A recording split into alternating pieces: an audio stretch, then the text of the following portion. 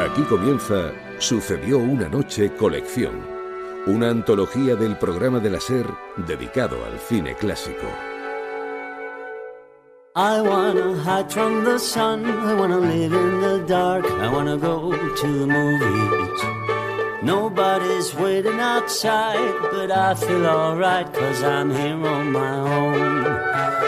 I can kiss Marion and Jane, I can sing in the rain, I can be Superman.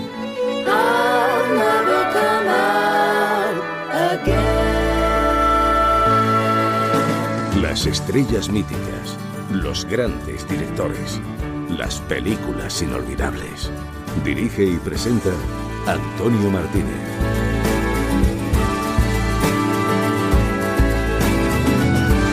Hola, muy buenas a todos, bienvenidos a Sucedió una noche colección.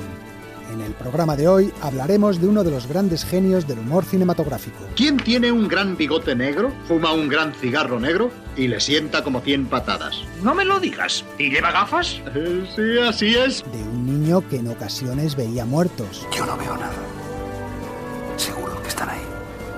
Por favor, haga que se vayan. Estoy en ello. De películas que hablan de la banda terrorista que durante décadas sufrimos en este país. Nos ha costado mucho esfuerzo infiltrar al lobo. Y mucho dinero, comisario. Nunca habíamos llegado tan alto. Si los detenemos ahora estaremos perdiendo una oportunidad única. Y si no los detenemos, también. Quiero a esos etarras detenidos en 24 horas. Y de un director que dominaba como pocos la palabra en el cine y que nos regaló grandes clásicos. Eva. Pero ya les hablaré de Eva. Les diré todo acerca de Eva. Si estáis listos, empezamos. I wanna hide from the sun, wanna live in the dark, and I'll never come back. El espectáculo está a punto de comenzar.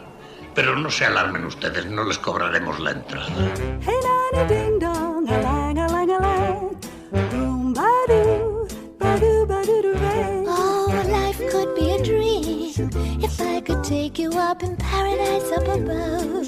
If you would tell me I'm the only one that you love. Life could be a dream, sweetheart. Hello, hello again. Shaboom, and hoping we meet again. Oh, life could be a dream if only all my precious plans would come true. If you would let me spend my whole life loving you. Life could be a dream, sweetheart. Now every time I look at you, something is on my mind. If you do what I want you to, baby, we'd be so fine. Oh, life could be a dream if I could take you up in paradise up above.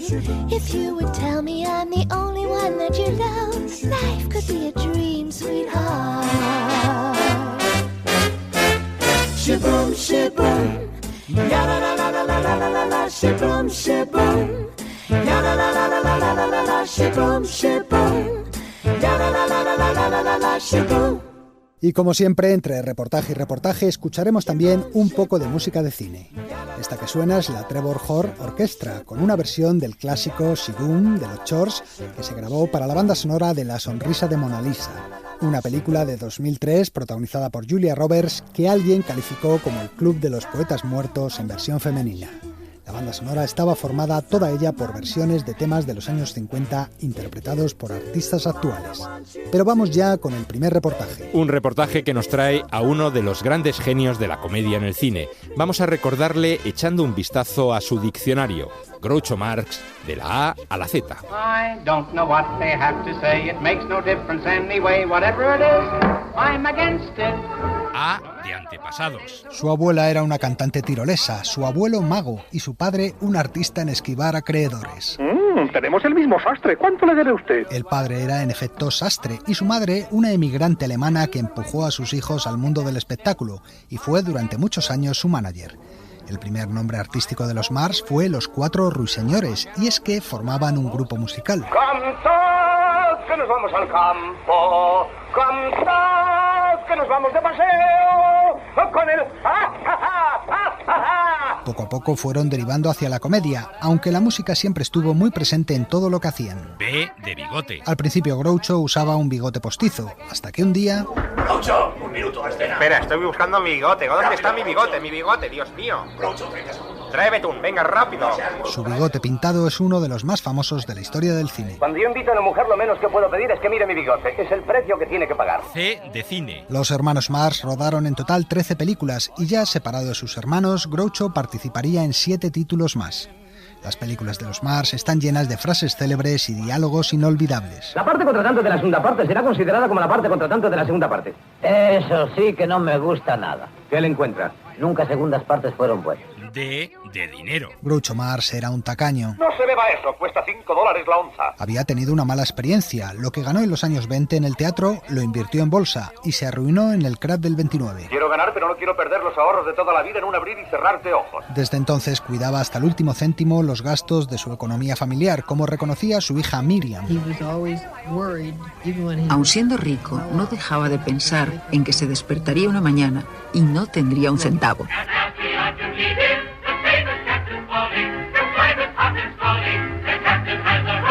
E de Elvis. El rey del rock and roll murió 3 días antes que Groucho Marx y eso hizo que el fallecimiento del actor pasara mucho más desapercibido. Uno de sus grandes admiradores, Woody Allen, escribió indignado al Times: ¿Es mi imaginación o han sido un poco avaros con la necrológica de Groucho Marx? Una gala al día es suficiente para mí, no quiero acapararlas todas. G de gamberro. Anárquicos, surrealistas, subversivos, gamberros, cualquier calificativo relacionado con lo políticamente incorrecto era aplicable a los Marx.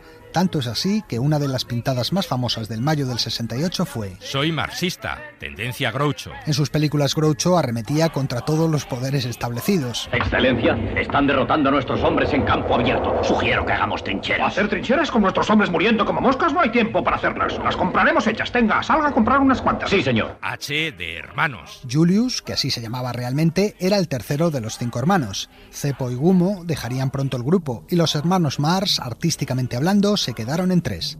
Groucho, Harpo el mudo, capaz de sacar cualquier artefacto de los bolsillos de su gabardina. Se abrió la verja y entró un mono. ¿Cómo está usted? Y Chico, que con su sombrerito, su piano y su aspecto italiano representaba el papel del diante tramposo. Lo primero que tocará el señor Ravelli será "En un buen sillón me dormiré", con un pequeño coro. No la conozco. Haremos otra cosa. Tocaré una composición mía de Víctor Herbert. Que sea breve. Y de imagen. ¿Quién tiene un gran bigote negro, fuma un gran cigarro negro y le sienta como 100 patadas? No me lo digas. ¿Y lleva gafas? Sí, así es. Del bigote ya hemos hablado. La imagen se completaba con una levita de banquero, una mirada maliciosa y una forma de andar indefinible con el cuerpo echado hacia adelante y dando extrañas zancadas. Lo del puro, más que un vicio, era un truco que le enseñó un viejo comediante. Si te olvidas alguna línea de diálogo, todo lo que tienes que hacer es ponerte el cigarro en la boca y fumar hasta que te acuerdes de lo que has olvidado. Lydia, oh Lydia, say have you met Lydia? Lydia the tattooed lady.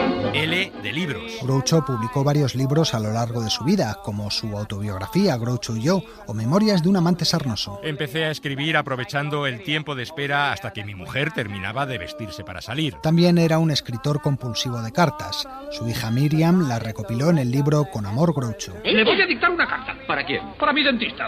Apreciado dentista. Adjunto le mando un talón de $500. Atentamente. Envíela inmediatamente. Primero tendré que adjuntar el talón. Si lo hace, le despido. M de mujeres. Groucho se casó 3 veces y cada vez con mujeres más jóvenes. ¿Se casaría conmigo? ¿Le ha dejado mucho dinero? Responda primero a lo segundo.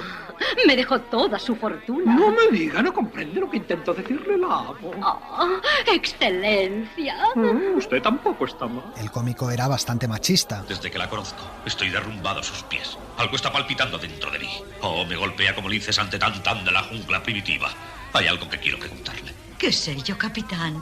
¿Quiere lavarme un par de calcetines? Eso sí, no fue tan mujeriego como sus hermanos y fuera del matrimonio solo tuvo alguna aventura aislada. La ama usted. Y para demostrarme su amor viene usted aquí a cenar con otra mujer. ¿Esa mujer? ¿Sabe usted por qué estaba con ella? Justamente porque me recuerda a usted. ¿Es cierto? Claro, por eso estoy cenando ahora con usted, porque usted me recuerda a usted.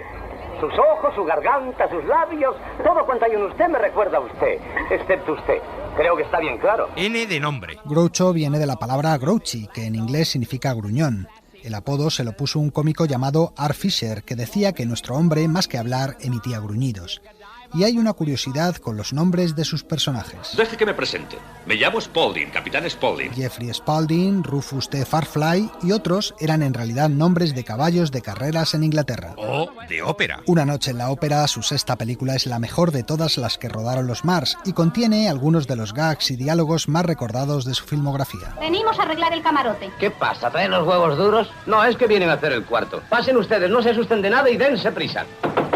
Vamos, Tomás. ¿Quién? Soy el plomero. Vengo a cortar la calefacción. Puede usted empezar por el rubio ese. Sosténgalo un momento. ¿Quién? ¿Ha llamado a la manicura? No, pero adelante. ¿Quiere usted las uñas largas o cortas? Déjenme las cortas, porque aquí ya va faltando sitio. Soy el ayudante del plomero. Tenía el presentimiento de que iba usted a venir. Fredonia's gone to war. Each native son will grab a gun and run away to war. At last we're going to be along the streets of war. B de política. Groucho se definía a sí mismo como demócrata de izquierdas. El Ministerio de Trabajo quisiera informar que los empleados de Fridonia piden trabajar menos horas. Muy bien, les daremos menos horas. Empezaremos por quitarles la hora del almuerzo. Fue una de las pocas voces de Hollywood que se levantaron contra la caza de brujas del senador McCarthy, y durante años el FBI le sometió a una estrecha vigilancia. Usted debe de acordarse de mí. Soy Henderson, del Cuerpo de Vigilancia. Pues vigile su peso porque está engordando. R de retirada. En 1949, tras rodar Amor en conserva, los hermanos Mars se separaron. En cuanto recoja todo esto, me largo de aquí pitando. No puede marcharse y dejarnos así plantados. Plantados y regados si es necesario. Decidieron retirarse a tiempo, según explicaba Groucho. Retirándonos, nos adelantamos a lo que el público nos acabaría pidiendo en poco tiempo. Nuestro material estaba pasado de moda, y nosotros también. Ahí se equivocaba el bigotudo. Su humor siempre resulta actual. S de solitario. Tras separarse de sus hermanos, rodó varias películas y comenzó una carrera como humorista y presentador en radio y televisión, donde tuvo un gran éxito con el concurso Apueste su vida. Groucho reconocía que solo trabajaba por dinero. Su mayor ilusión era no hacer nada. Yo siempre he tenido la idea de que mi retiro sería la mayor aportación que se haría a la ciencia desde que el mundo es mundo. T de teatro. Todos sus trucos y buena parte de su humor les venía de su etapa de artistas de vodevil. Del teatro también rescataron a Margaret Dumont, actriz que solía trabajar con ellos en los escenarios y que luego en el cine rodó con los Mars 7 películas, haciendo siempre de viuda rica a la que Groucho utiliza, humilla y maltrata verbalmente. Como presidenta del comité de recepción, le doy la bienvenida con los brazos abiertos. Sí, ¿y hasta qué hora los tiene abiertos? He apoyado su nombramiento porque considero que es usted el consejero más capacitado de Fridonia. Es un concepto bastante amplio. Y usted también es bastante amplia. Será mejor que se largue. He oído que van a construir unas oficinas donde está usted. Everyone says I love you. V de verborrea. Groucho era un verborreico compulsivo que a lo largo de su incesante hablar era capaz de mezclar el disparate, la sátira y la reflexión. ¿Pero es que me has olvidado? Pues yo. Sí, ya has olvidado aquellas noches de junio en la Riviera cuando los dos contemplábamos el cielo. La luna se bañaba en el Mediterráneo. Éramos jóvenes, alegres, inocentes. La noche que bebí champaña en tu zapato, 2 litros. Hubiera cabido más, pero llevabas plantillas. ¡Oh, Hildegarda! Me llamo Susana. No ha habido nadie capaz de igualarle a la hora de insultar y lanzar impertinencias. Lulubela, eres tú. No te reconocía viéndote de pie. W de Woody Allen. Como decíamos antes, es uno de sus mayores admiradores y discípulos. En la película Hannah y sus hermanas, su personaje está deprimido y quiere suicidarse, pero entra en un cine a ver Sopa de Ganso y cambia de idea. Pues ahí estaba yo viendo a aquella gente en la pantalla. La película empezó a interesarme y entonces comencé a pensar otra cosa. ¿Cómo se te ocurre matarte? ¿No te parece una estupidez? ¿No lo comprendes? Fíjate en toda esa gente que está ahí arriba. Tienen mucha gracia. Y Z de cepo. Cepo, el hermano más pequeño, hizo de galán en las primeras películas de los hermanos Mars, pero pronto dejó el cine para dedicarse a la representación de actores, como hacía su otro hermano, Humo. No obstante, Groucho le utilizaba siempre como termómetro. Cada vez que escribimos un nuevo gag se lo enseñamos a Cepo y, si le gusta, inmediatamente lo desechamos. Y así hemos llegado al final del diccionario, el diccionario de Groucho Mars. Querría ponerme el visto bueno a este. Tengo mucho trabajo. Haré una cosa. Le pondré ahora el visto y venga después por el bueno. When he's a come here in 1492, he said to Pocahontas, "Atcha fatcha catchy goo." That means, you little son of a gun, I love you.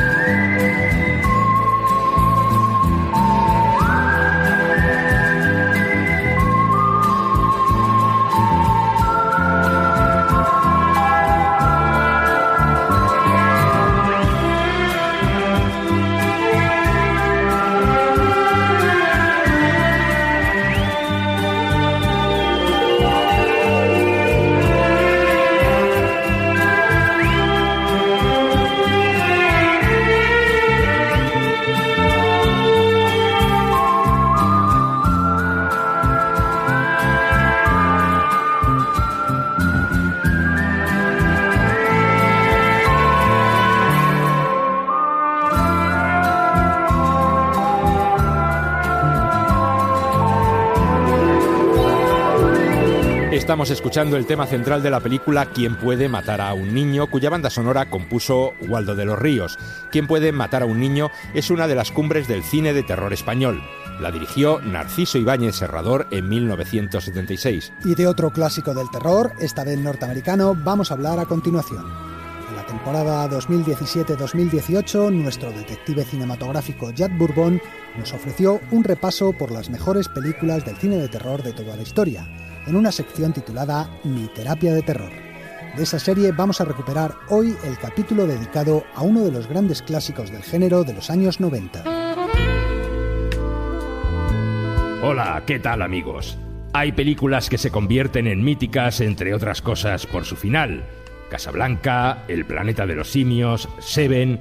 Es el caso también de la película que os traigo hoy, El sexto sentido. A mí me encantó, pero adiviné el final. Pues no mucha gente lo adivina, es asombroso. Bueno, en cuanto vi que ella no hablaba contigo en el restaurante, supe que había algo. Lo adivinaste, ¿eh? Sí, para mí la peli sigue siendo muy válida, pero genial. Sí, ahora hay muchos cuñaos que juran que ellos adivinaron al momento que el personaje de Bruce Willis estaba muerto. Pero lo cierto es que aquel giro inesperado de guión dejó helados en la butaca de cine a la inmensa mayoría de espectadores. Vi que ella no hablaba con usted en el restaurante y lo supe. ¿No se lo contaron sus amigos? No. Lo adivinó en aquel momento. Sí, pero para mí la película sigue siendo muy amena. Si todo el mundo es tan hábil, ¿cómo recaudó 675 millones en todo el mundo? Solo de taquilla.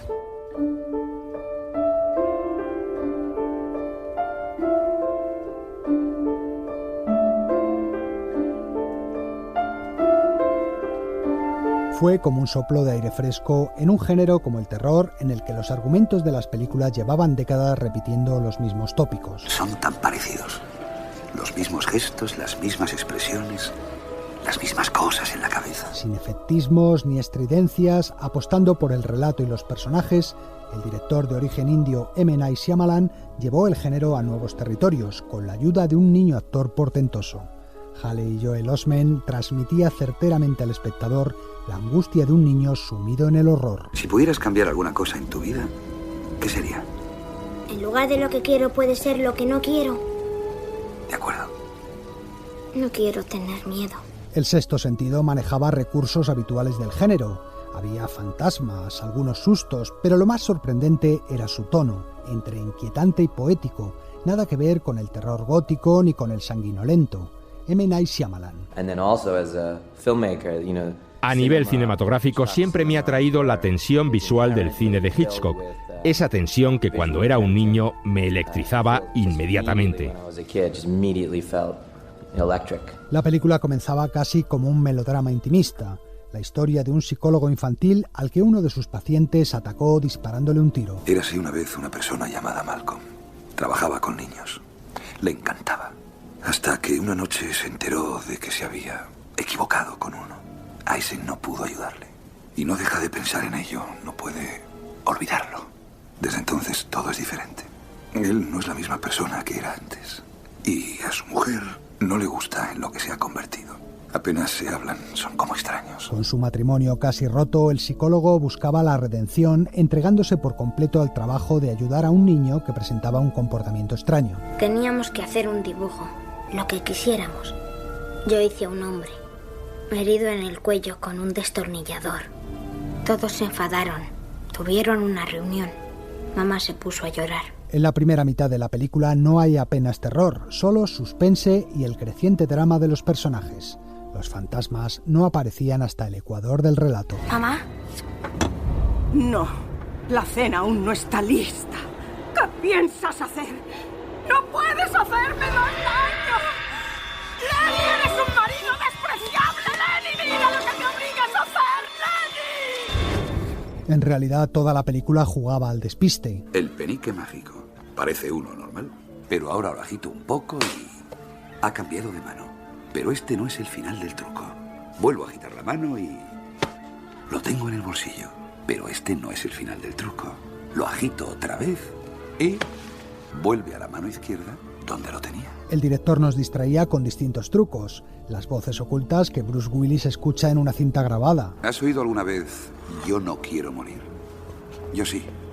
Eran gritos de angustia. Frases terribles escritas por el niño en su cuaderno que su madre descubría, la historia del profesor que de niño era tartamudo. A veces hacemos cosas para atraer la atención. Todo eran maniobras de despiste para llevarnos hacia la sorpresa final.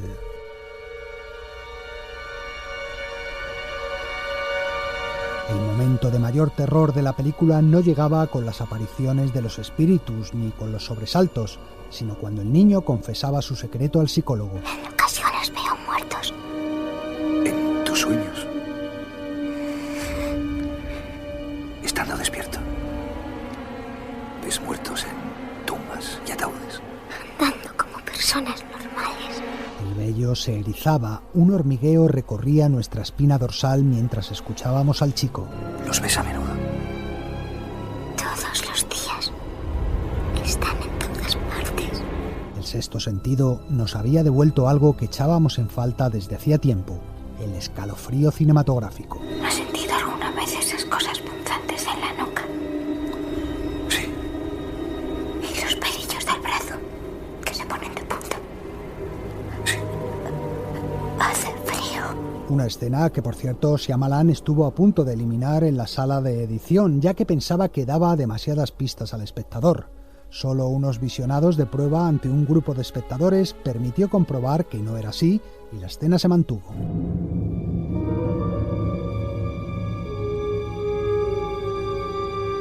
A mediados de los años 90, M. Night Shyamalan era un joven director que había rodado un par de películas sin ningún éxito. Un día, mientras trabajaba, le dijo a su montador: ¿Sabes? Voy a escribir un guión que se titula El sexto sentido. Ah, ya. ¿Y sabes quién va a ser el protagonista? No. Bruce Willis. Ah, ¿y no prefieres a Marlon Brando? Shyamalan escribió el guión pensando directamente en Bruce Willis. Una vez terminado, se lo envió y, sorprendentemente, el actor lo aceptó. A Willis no le importó que se tratara de un director casi desconocido. Le atrajo la originalidad de la historia y la oportunidad de enfrentarse al primer papel realmente dramático de su carrera, lejos de sus héroes de acción. Siento que me han dado una segunda oportunidad y no quiero que se me escape. Pero el verdadero descubrimiento de la película fue el niño. Había una vez un niño muy distinto a los demás. Haley Joel Osment había aparecido ya haciendo de hijo de Forrest Gump en el final de aquella película, pero era prácticamente un desconocido. Shyamalan convocó un casting infantil para buscar a su protagonista. El padre de Haley había sido actor y le ayudó a preparar la prueba. Cuando el director dijo acción y el niño se puso a interpretar la escena elegida, Shyamalan se quedó boquiabierto. Al verlo yo tenía la impresión de que nunca antes había escuchado esos diálogos. De repente cada palabra sonaba justa. Cuando terminó la escena, él estaba llorando y yo también, y lo único que pude decir fue: ¿pero quién eres? ¿De dónde vienes? Haley empezó a reírse y se secó las lágrimas. El niño supo transmitir como nadie la vulnerabilidad y el terror angustioso que sufre su personaje. Mamá.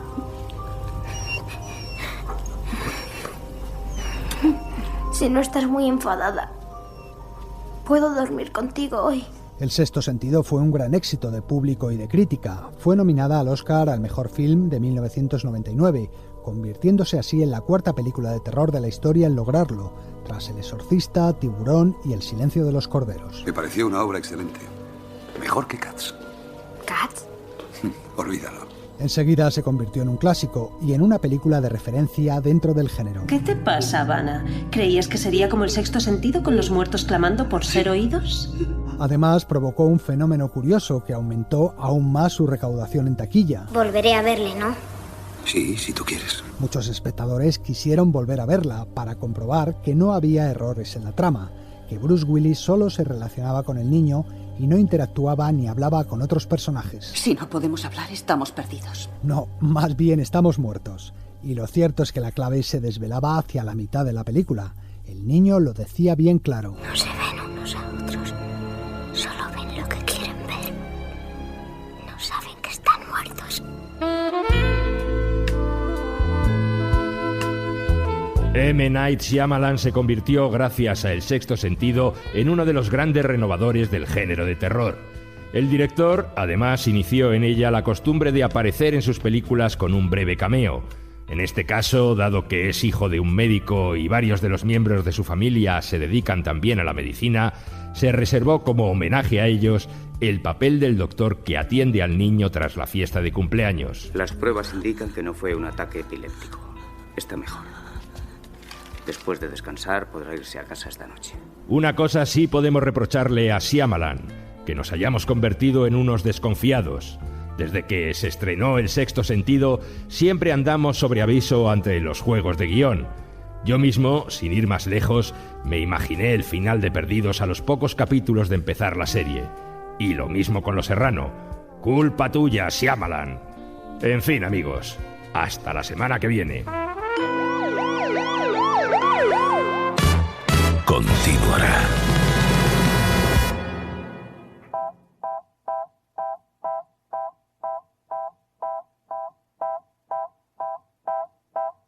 One is the loneliest number that you'll ever do. Two can be as bad as one. It's the loneliest number since the number one.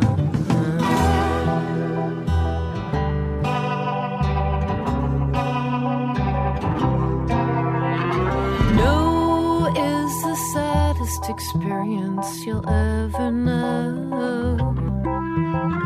Yes, it's the saddest experience you'll ever know. Because one is the loneliest number that you'll ever do. One is the loneliest number that you'll ever know.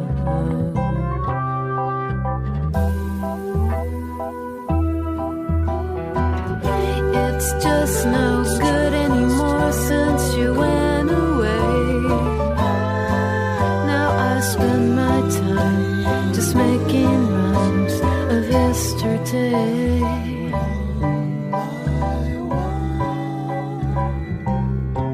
Because one is the loneliest number that you'll ever do. One is the loneliest number that you'll ever know. Esta que canta es Aimee Mann, con un tema de la banda sonora de Magnolia. No el musical clásico de Ava Gardner y Howard Keel, sino la película del mismo título dirigida por Paul Thomas Anderson en 1999, con Tom Cruise, Julianne Moore, Philip Seymour Hoffman y otros cuantos destacados actores americanos en su reparto. Pero ahora no vamos a hablar de Hollywood, sino de cine español. Vamos a recuperar un reportaje que emitimos en octubre de 2016, cuando se cumplían 5 años desde que la banda terrorista ETA anunciara el cese definitivo de sus actividades violentas. La lucha contra ETA marcó la historia de España durante 5 décadas y eso también se ha reflejado en el cine. Hasta el momento se han rodado cerca de 60 películas sobre el tema y queremos recordarlas en los próximos minutos. Es imposible todas, pero sí buena parte de ellas.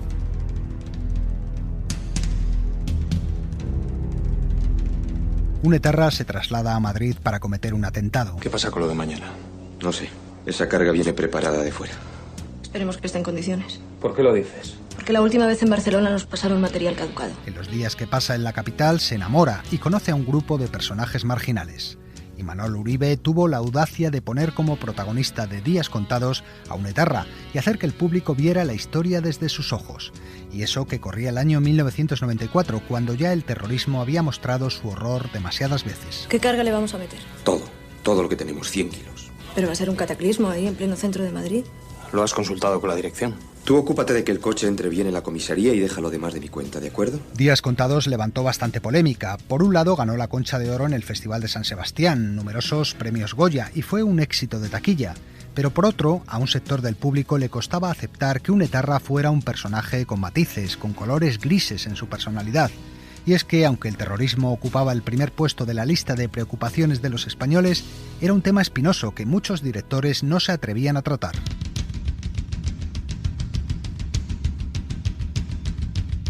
Oficialmente, la primera película que retrataba a ETA fue Comando Chiquia, de José Luis Madrid, estrenada en 1976.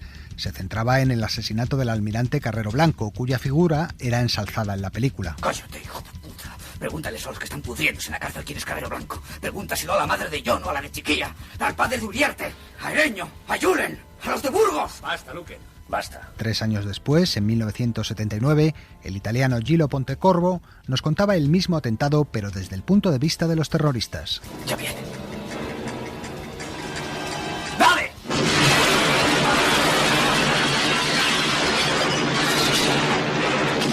Ese mismo mismo año, 1979, hacía su debut en el cine el director Imanol Uribe con el documental El proceso de Burgos, en torno al famoso juicio que sentó ante un tribunal militar a 16 miembros de ETA.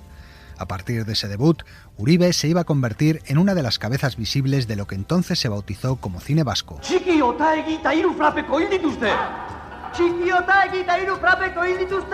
Con su siguiente película nos contaba la historia de un grupo de presos que trataba de fugarse de la cárcel de Segovia. Sería conveniente también que llevarais un par de zapatos flexibles.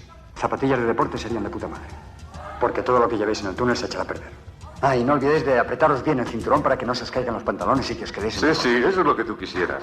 No, lo digo en serio, no hay espacio y no podemos mover los brazos, hay que llevarlos por delante. El argumento era el normal en el género de fugas. Lo peculiar era que los que huían era un grupo de etarras. Inspirándose en hechos reales ocurridos en 1976, la película se centraba mucho más en la aventura y en las peripecias de los protagonistas que en su ideología. ¿Sabéis que me ha llegado la comunicación del juicio para el 3 de abril? Seguramente me trasladarán. Ya veréis, me van a joder la fuga. Imanol Uribe continuaría abundando en la temática con su siguiente película, estrenada en 1983. ¡Mikel! ¡Gogoan Saitugu! ¡Mikel! ¡Gogoan Saitugu! ¡Mikel! ¡Gogoan Saitugu! Retiraos y dejadnos pasar. No politicéis el entierro. Respetad a la familia. Mikel ha caído como un luchador del pueblo y su muerte nos pertenece a todos. Manifestaciones, cargas policiales, tiroteos de la Guardia Civil. En la muerte de Mikel, Imanol Arias interpretaba a un joven que se movía en los ambientes abertzales y que descubría su homosexualidad, lo que entre otras cosas le causaba grandes problemas con sus compañeros de partido. Vengo a rellenar esa documentación que me dijiste. Ya no hace falta. ¿Por qué? Porque no estás en las listas. ¿Y eso a qué se debe? Mira, Mikel, no pongan las cosas todavía más difíciles de lo que están. Lo sabes de sobra. No, no lo sé. Y quiero que tú me lo expliques. En un puesto político tienes la oportunidad de luchar por los intereses de mucha gente que confía en ti y se siente representada. Tal y como están ahora las cosas, pensamos que no eres la persona más adecuada para hacerlo. Sois unos curas de mierda.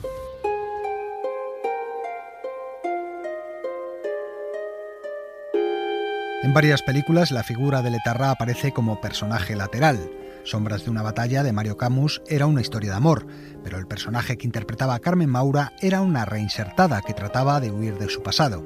Y en La playa de los galgos, también de Camus, el protagonista era también un etarra atormentado por sus crímenes. En estas acciones violentas contra la vida de los demás son frecuentes los psicópatas que matan y después se van a dormir tranquilos. Pero existen personas que poseen cierto grado de vulnerabilidad sin saberlo. Para ellos, ejercer la violencia puede significar un trastorno mental capaz de destrozar su propia vida. Son bastantes los títulos que tratan el tema con pretensión realista, pero cuyos argumentos son de ficción. En A ciegas, Calparsoro convertía a Naixoan Inri en una terrorista que en su primer atentado perdía los nervios y mataba a un compañero. Hay que hacerlo, Miquel. Pero vamos a llevarnos bien entre nosotros, ¿de acuerdo? Eso se lo dices a ella, que nos ha cortado un pelo reventando en eco. A esa hija puta me la cargo yo. Tú te vas a quedar aquí quietecita y calladita, ¿de acuerdo? ¡Tú te vas a quedar aquí quietecita y calladita! Ingrid Rubio también interpretaba a una etarra con problemas de conciencia en El viaje de Ariane. Yo era la encargada de matar a esa chica, pero no pude hacerlo. Tú lo hubieras hecho. Lo hubieras matado. Lo hubiera matado. Estas y otras películas reflejaban más o menos fielmente el universo etarra, pero siempre desde argumentos inventados. Títulos como Ander y Yul, Todos estamos invitados, Clandestinos... ¿Has matado a alguien alguna vez? Somos eslabones de una gran cadena. Lo de menos es quien aprieta el interruptor. Todas las piezas son importantes. O sea que nunca te has cargado a nadie. Vaya mierda de gudarista has hecho. De otro lado estarían las películas que extraen sus argumentos de la historia real de ETA. ¿Alguien me lo puede explicar? Es una acción militar que ha salido mal. En todas las guerras se producen daños colaterales. 8 víctimas inocentes y ni un solo objetivo cumplido. ¿Le llamáis daños colaterales a esto? ¿Sabéis cómo lo llamo yo? Una chapuza. Y por primera vez estoy de acuerdo con lo que dicen los periódicos de Madrid. Joyes contaba la historia de la primera mujer que perteneció a la cúpula dirigente, que abandonó la lucha armada y fue asesinada por sus propios compañeros. Quiero volver a casa. Al llegar ese mensaje a la organización. Lo estás poniendo difícil. Las cosas ya no son tan sencillas. Yo no tengo el control de toda la organización y el tema de tu vuelta está en levantar ampollas. En El Lobo, Eduardo Noriega interpretaba a Mikel Lejarza, un infiltrado de la policía cuyo trabajo provocó la caída de 150 activistas y colaboradores. Nos ha costado mucho esfuerzo infiltrar al Lobo. Y mucho dinero, comisario. Nunca habíamos llegado tan alto. Si los detenemos ahora estaremos perdiendo una oportunidad única. Y si no los detenemos, también. Quiero a esos etarras detenidos en 24 horas.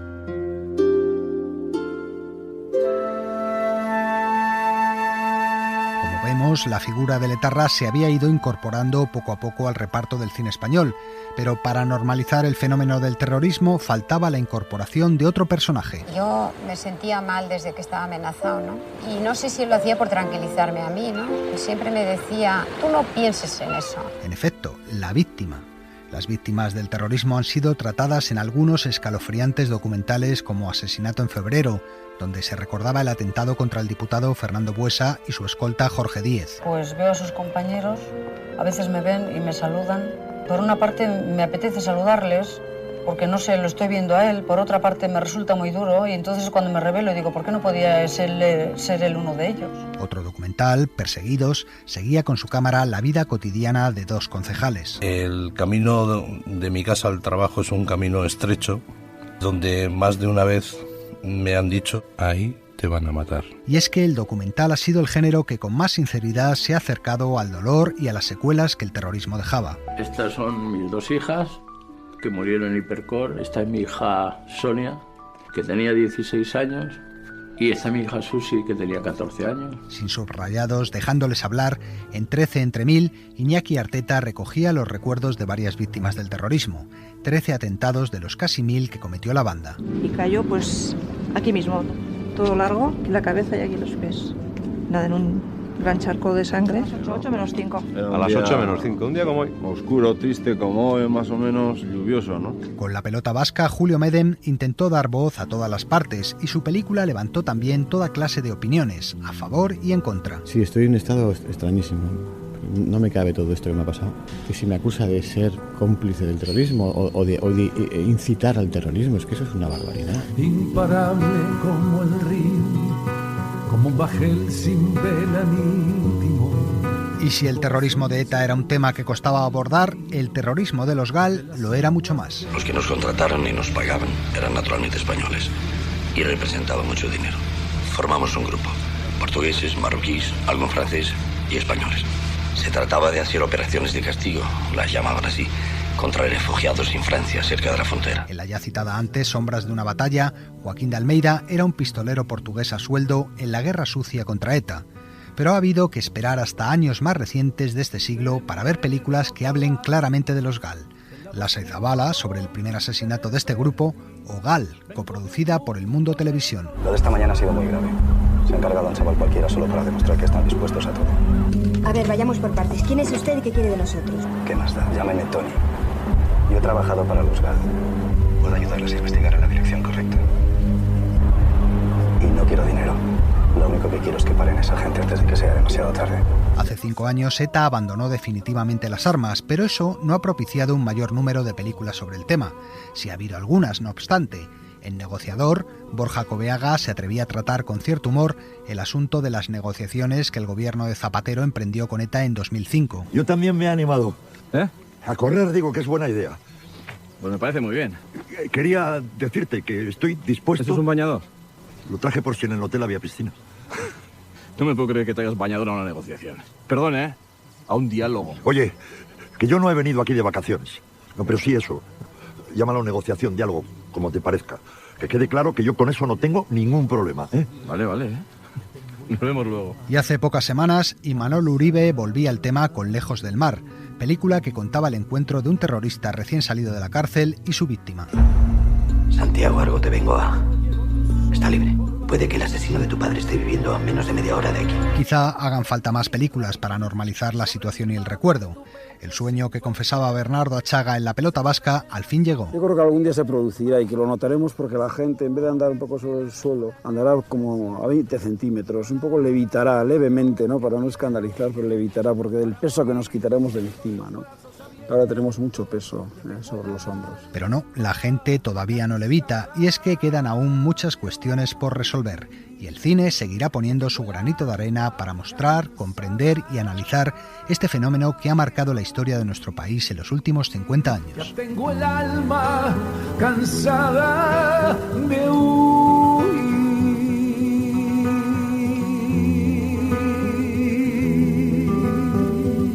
Sucedió una noche, un programa de la cadena SER y el canal de televisión TFM.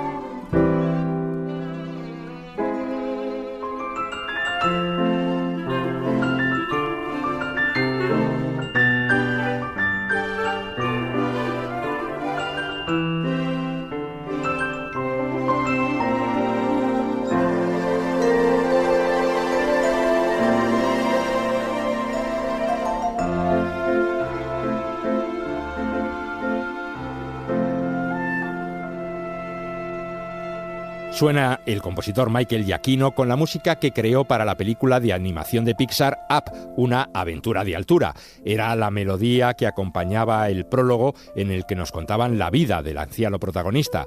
Pero vamos ya con el último reportaje del programa de hoy. Vamos a recordar a un director, uno de los mejores que ha conocido el cine, Joseph Mankiewicz. Os contamos sus méritos y os hablamos de sus películas.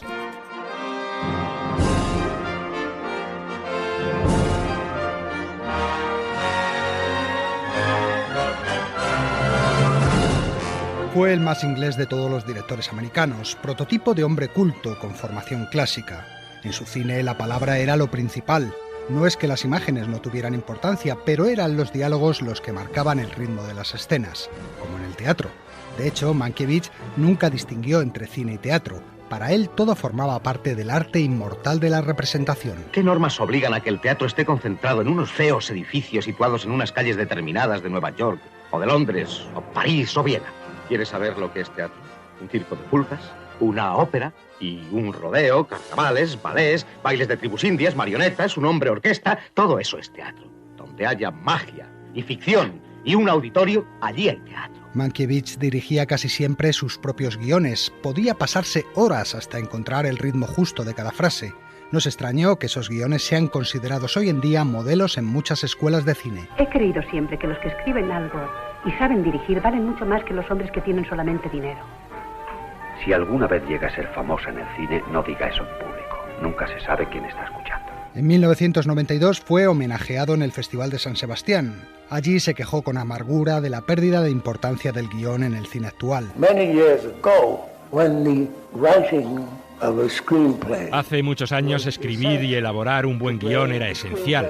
Hoy en día el guión brilla por su ausencia. Prácticamente todo está dibujado por los diseñadores de producción. Las películas se limitan a fotografiar desastres, asesinatos, violaciones, guerras, armas. Ese es el estado del cine hoy en día.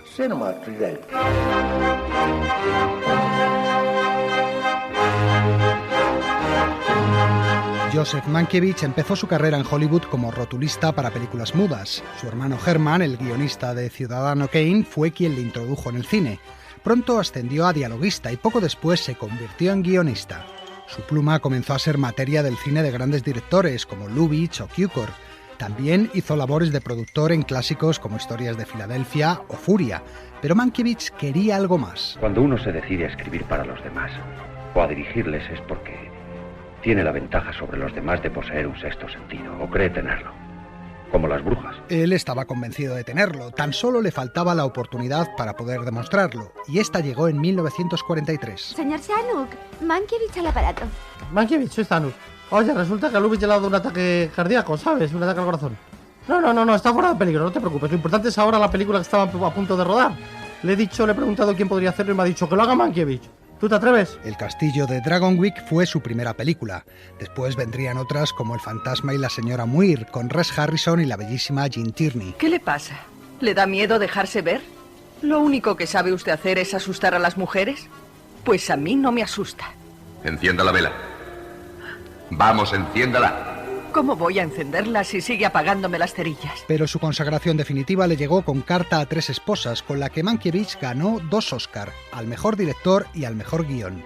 Y al año siguiente repitió. Ilustres miembros, señoras y caballeros, por su distinguida actuación en el teatro, el trofeo Sarah Siddon para Eva Harrington. La hipócrita Eva Harrington se llevaba el premio Sarah Siddons y Mankiewicz subía al escenario para recoger 2 nuevas estatuillas, otra vez por el guión y la dirección. Se los concedían por Eva al desnudo, posiblemente su mejor obra y una de las películas indispensables de la historia del cine. Tienes talento, fama, dinero. Miles de personas esperan noche tras noche para verte aunque haga frío o llueva. Cazadores de autógrafos, no son personas. Son animalillos que acuden en tropel como los coyotes.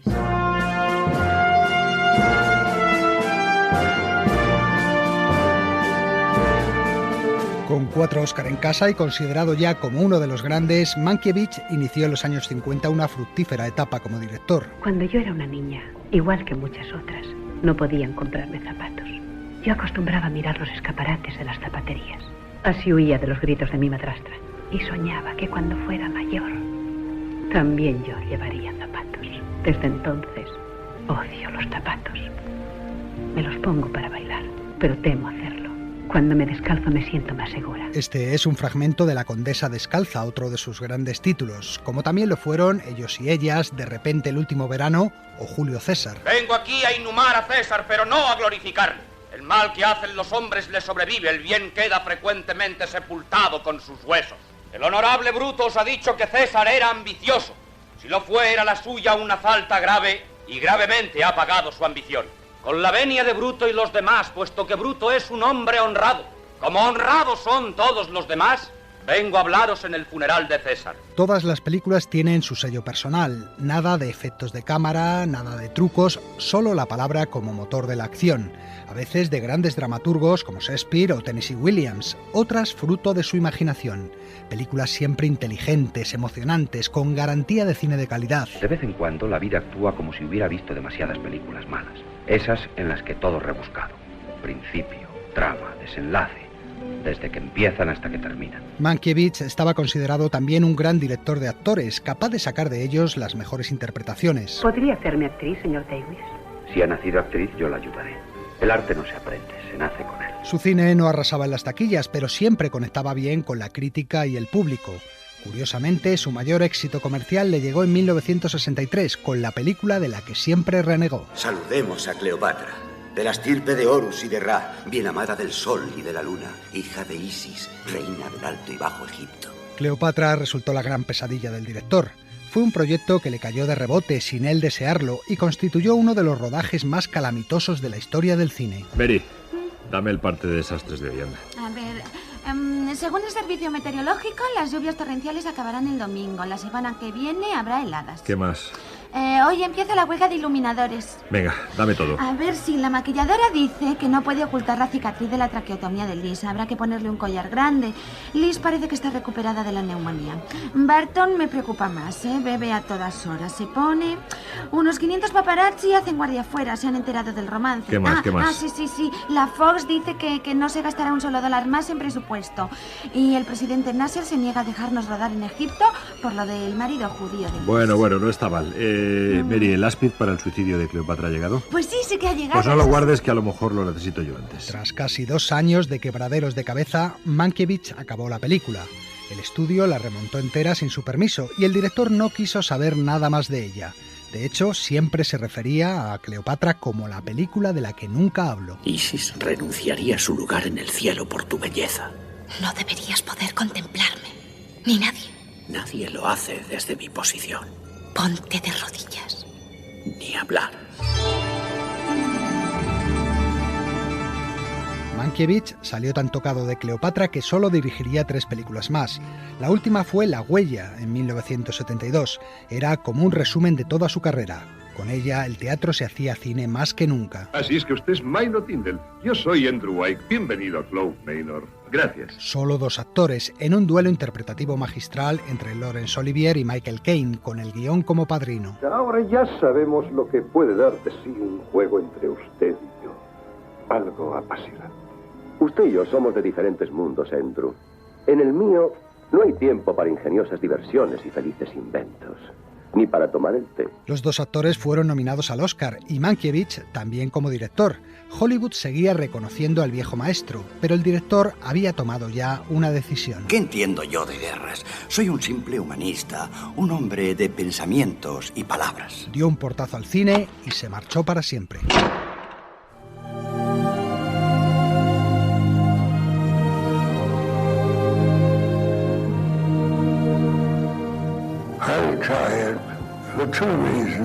Yo me retiré por 2 razones. El cine ya no me quería y yo tampoco quería al cine ya.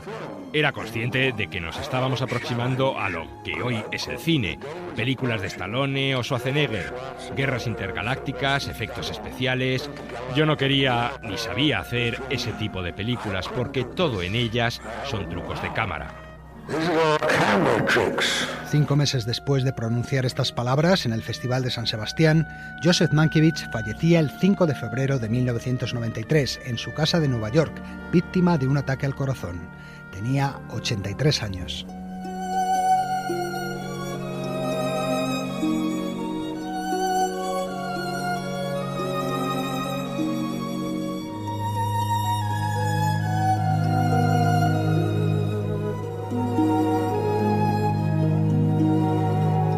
Sucedió una noche, un programa de la cadena SER y el canal de televisión TFM.